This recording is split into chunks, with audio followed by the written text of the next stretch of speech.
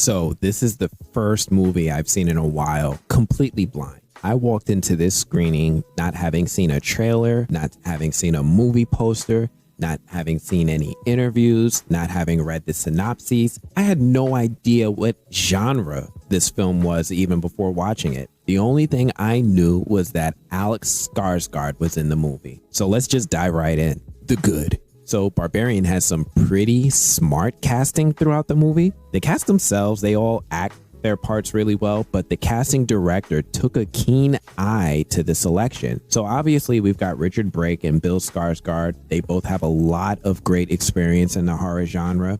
Skarsgård blew the roof off the genre with the film It, and Brake has been the scariest guy in the room seemingly forever, with roles in Game of Thrones as the Night King and Winslow Fox in From Hell and more. Georgina Campbell rounds out our pretty awesome cast as Tess Marshall. Now, let me tell you about Georgina because she's no slouch or stranger to this genre. What's excellent about this film is that they have some really cool chemistry. Georgina is really hanging in there with the heavyweights and delivering some fantastic moments. Now, the plot of this movie isn't overly complicated or anything like that, and it's borderline predictable.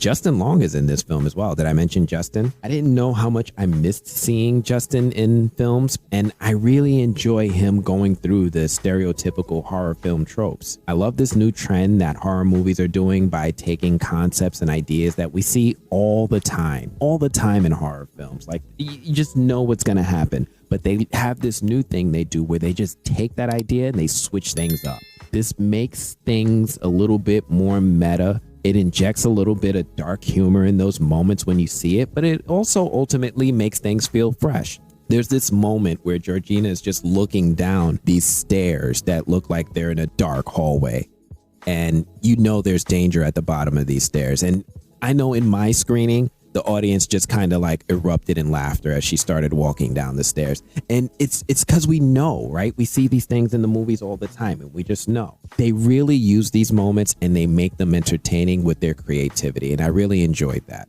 The pacing in this is also just right because Barbarian provides a lot of nice tension moments throughout the movie. The movie likes to play with light. It likes to play with sound and play with those assumptions I was talking about and run wild with them in cool ways. We all worry about looking for like an AirBNB and then finding one. And then when you get there, someone else is in your place and they booked it on another app. That's a real life horror story in and of itself. This movie takes the idea and turns it into one of the most uncomfortable nights in this poor woman's life. What I also thought was really interesting in this was how all of the movie is being presented, with Barbarian featuring some really cool camera work. You'll notice that the movie likes to borrow from video games and the camera views we see there, first person and behind the back third person. Those are used throughout the movie and the end result works surprisingly well. There are times I felt like I was playing through a Resident Evil game.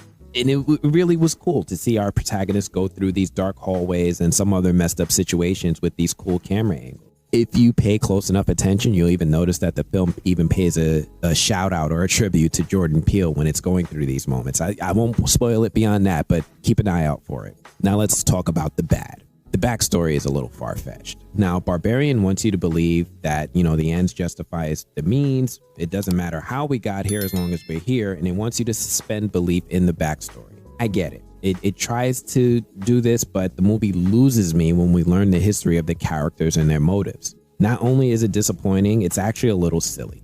The movie does power through these obligatory scenes and quickly shifts the focus back to the present moment, but those are some tough backstory moments. They don't even explain why Barbarian is so strong. It's just something that's there. It's not satisfying. It's a little bothersome when we try to wrap our heads around this superhuman being pulling off phenomenal feats of strength. But the other thing I want to add to the bad is the wise, homeless black man.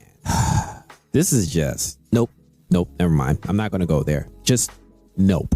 Overall, I think Barbarian is definitely what I would call one of the better horror films. Barbarian is definitely worthy of a theatrical release. It's one of those films I think is going to release on Hulu, but I will recommend it to you and anyone else watching this video. There's so many smart things written into this movie that I'm happily going to rewatch it. Overall, I'm giving Barbarian a 7.5 out of 10 out of my overall score. I hope you guys enjoyed this review. Let me know what you think about the movie in the comments once you catch it. If you like these video reviews, you want to see more, do me a favor. Please hit that like button. Make sure you subscribe. Otherwise, I'm going to check you guys later. Peace.